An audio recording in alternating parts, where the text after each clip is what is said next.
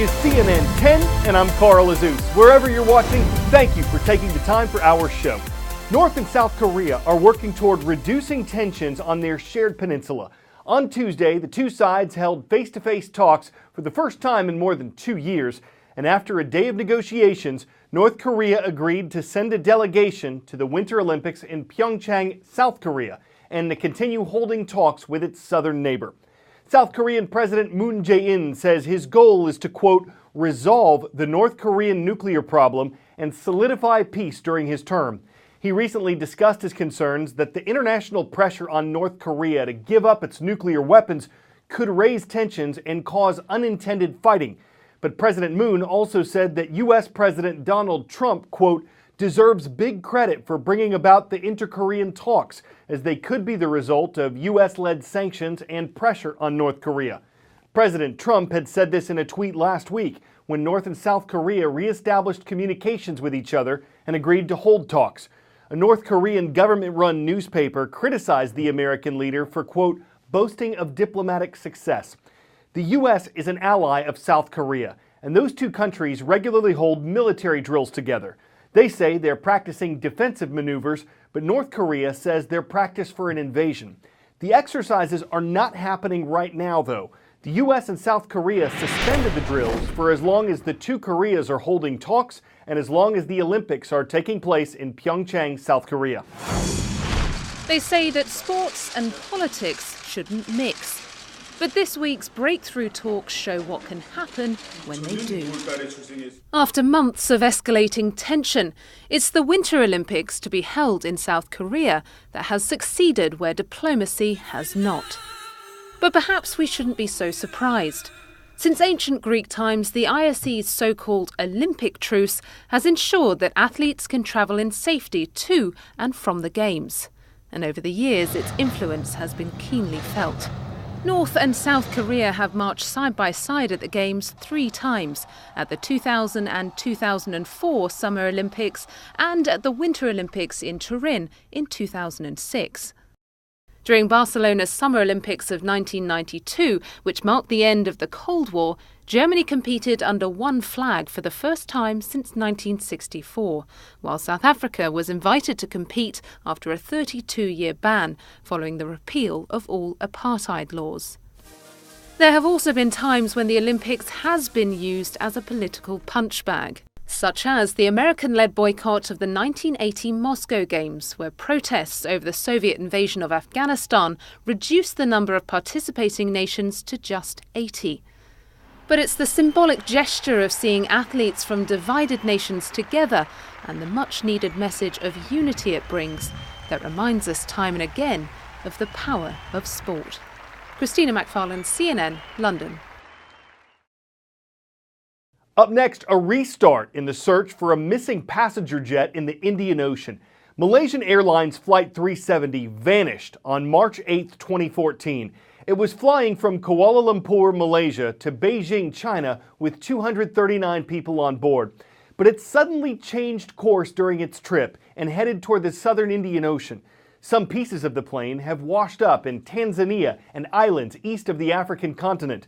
But despite an underwater search that lasted almost 3 years after the plane's disappearance, the governments of Australia, China, and Malaysia suspended their search operations last January. They never found out what happened to the plane, but there's new hope that the mystery will one day be solved.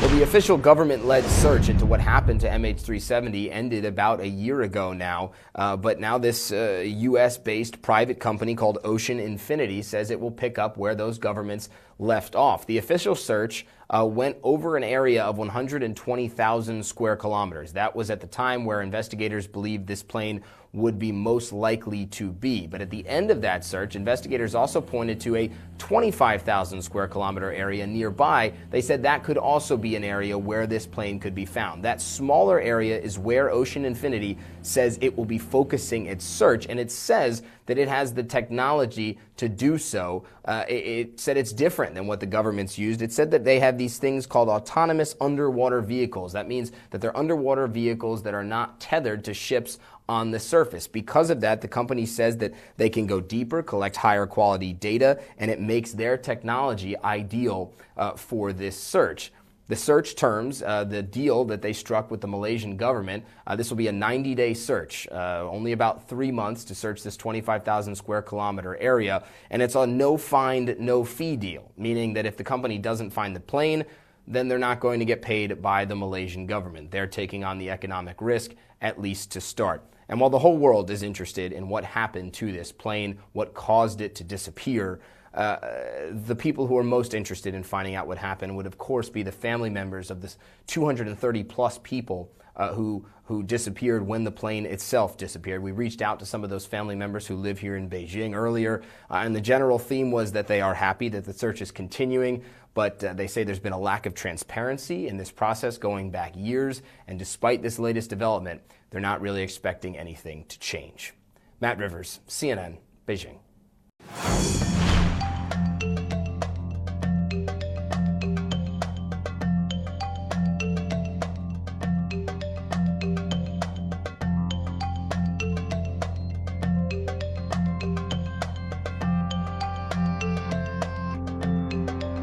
It was very interesting to see them poke their noses up and be able to breathe and be perfectly fine. So they're doing this as a mechanism so that if it freezes over, they can still breathe. But just an absolute amazing survival technique.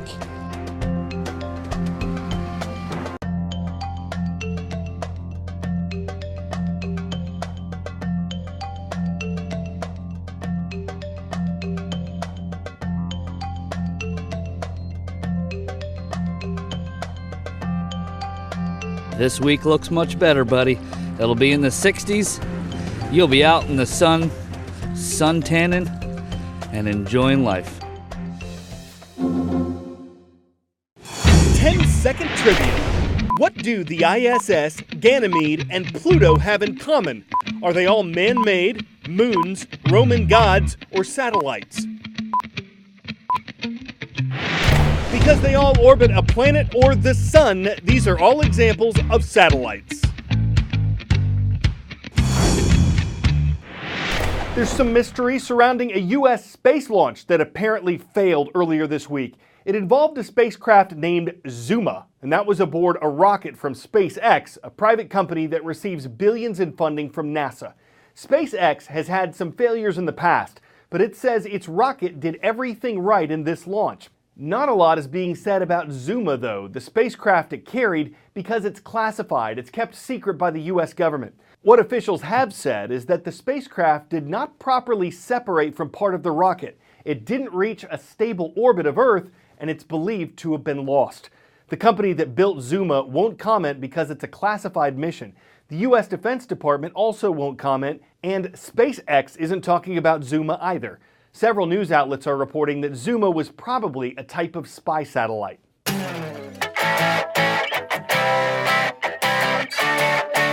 Enzo Cocha is a master pizza chef.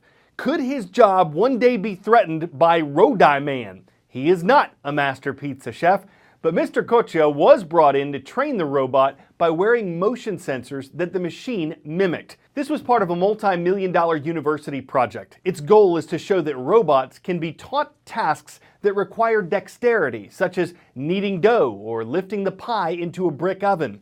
Will the idea reign supreme? Maybe robots can be trained to pepperoni a pie with toppings, sprinkle a little Caesar dressing, and bake up the flavor du giorno nice and hot. But will the domino effect send Papa John packing? Not as far as we can see. I'm Carl Azuz, and that's CNN 10.